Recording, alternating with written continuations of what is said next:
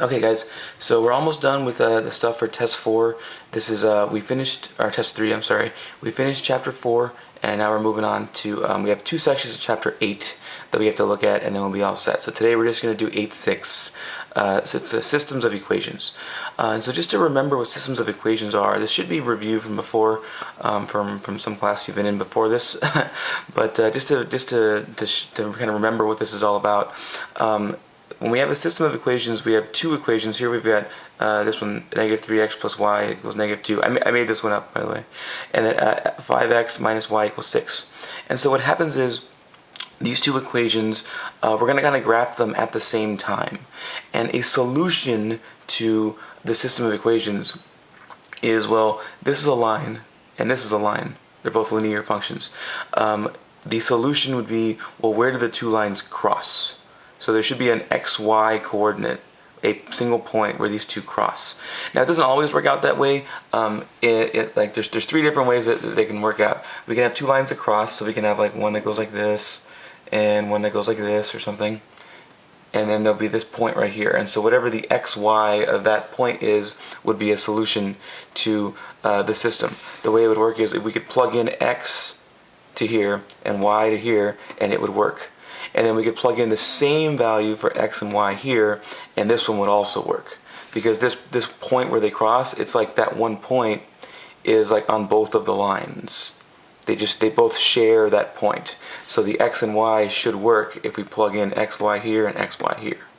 So that's how you can kind of check to see that it works once you have the answer. So anyway, so that's the first the first way that it could work, is they can both cross in one point. Another thing that can happen is you can have 2 lines that are parallel, so one like this, and then we'd have like no solution. There would not be any place where they cross.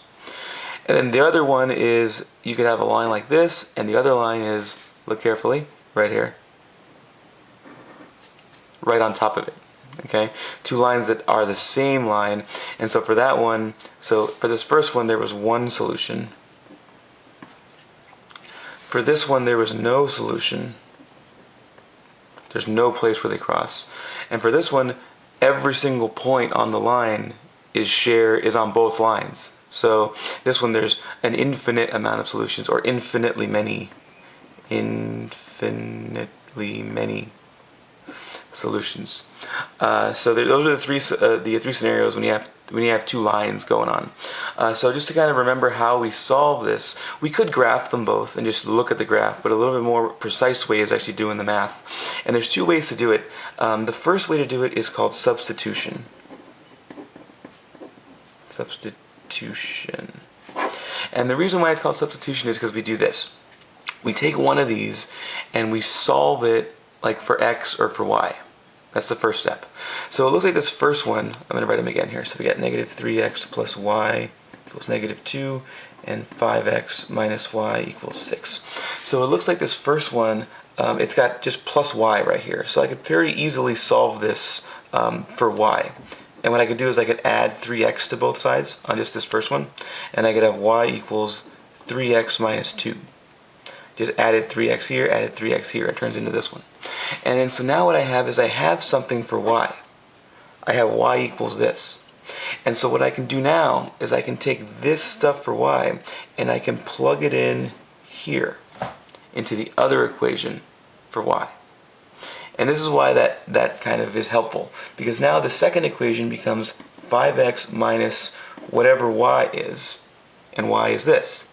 So 3x minus 2 equals 6.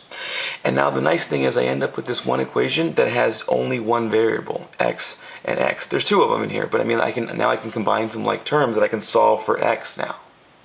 Okay, so now this is I got to distribute here. So I got 5x minus all this. So that's like minus 1 times all this stuff.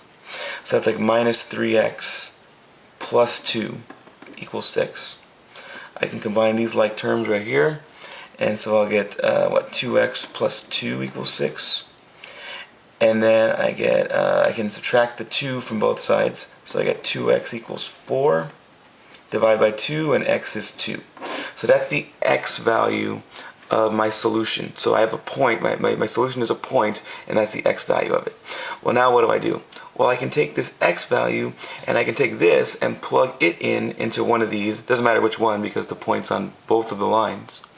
And I can plug this x equals 2 into any one of these I want, and I can then solve for y that way. So I'm going to plug it in the first one, and then so I'm going to do x equals 2, and I'm going to use this first equation. So this negative 3x plus y equals negative 2. So we'll plug in 2 for x, so that's going to be negative 3 times 2 plus y equals negative 2. That's going to be negative 6 plus y equals negative 2. We'll add 6 to both sides, and y equals 4. And there's my y value. So my solution to this system would be the point 2, 4. X is 2, y is 4. These two lines cross at this point. And that's how that works. Right? And that's how that works using substitution. Now the other way we can do it is something called elimination. And elimination looks like this. So we'll use elimination now. Okay, so elimination. Elimination is it might end up being the favorite of some people, but let's see how this works. We'll write it again, negative 3x plus y equals negative 2. 5x minus y equals 6. Here's how elimination works. I'm going to take these two equations and literally add them together. And let's see what happens. Negative 3x plus 5 is 2x. Negative y plus y, those cancel out. That's like 0, so those are gone. Equals, and then negative 2 plus 6 is 4. And look where I'm at. 2x equals 4. Now I can solve for x. Divide by 2, x is 2. Now I have my x value. A little bit quicker than the substitution way, but there it is. I got it. And then I can just follow the same steps I did before. You know, I had my x equals 2 over here, and I can just plug in x equals 2, and I can solve. I can plug it in, and I can go ahead and solve for the y value. So from once I get my x value, it's the same steps to get to the y value as we did before. So those are the two ways we can do it, and those are the two ways that we saw when we had two lines. Now in this next section, we're going to have more than just two lines. We could have things like a circle and a line or something. So if we had something like a circle and a line crossing, something like that, you could see that there could be 2 points where they cross.